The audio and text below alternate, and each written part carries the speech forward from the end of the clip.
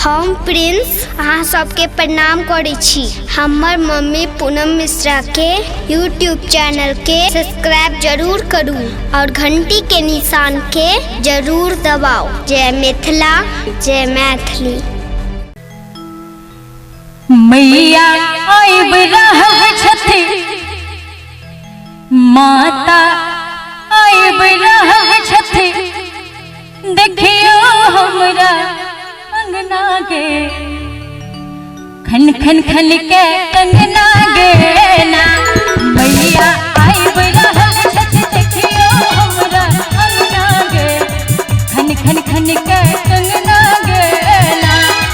माता आइब रहल छथि, देखियो हमरा अंगना गे, खन खन खन के कंगना गे ना।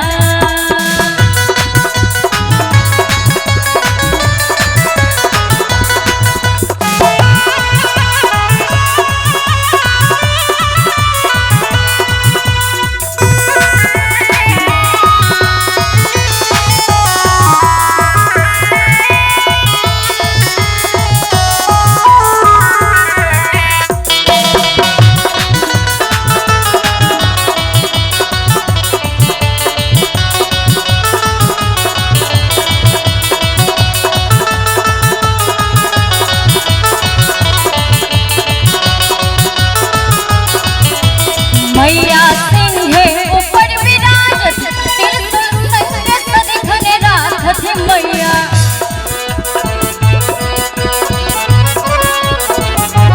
मैया सिंहे ऊपर विराजत, त्रिशूल संगे सदिखन राखत।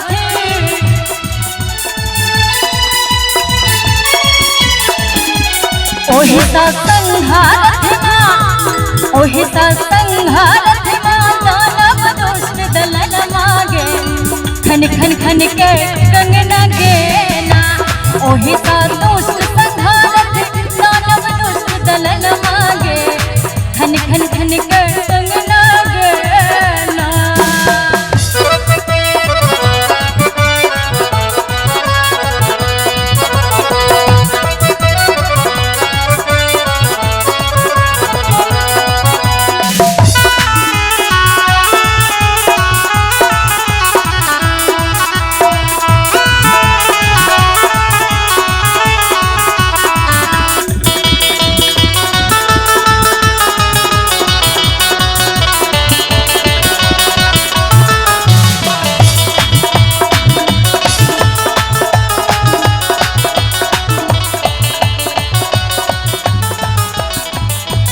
दुर्गा महिमा अपरंपार, क्यों न कहलत हिनकर पार। दुर्गा महिमा अपरंपार, क्यों न कहलत हिनकर पार।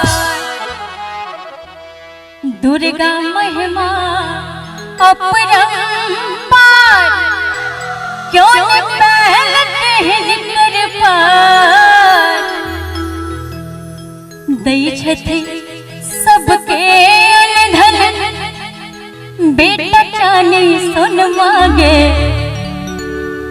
खन खन खन के कंगना गे ना। दै छथि सबके अनधन, बेटा चानी सोन मांगे, खन खन खन के कंगना गे ना। माता आइब रहल छथि, देखियो हमरा अंगना गे, खन खन खन के कंगना गे ना।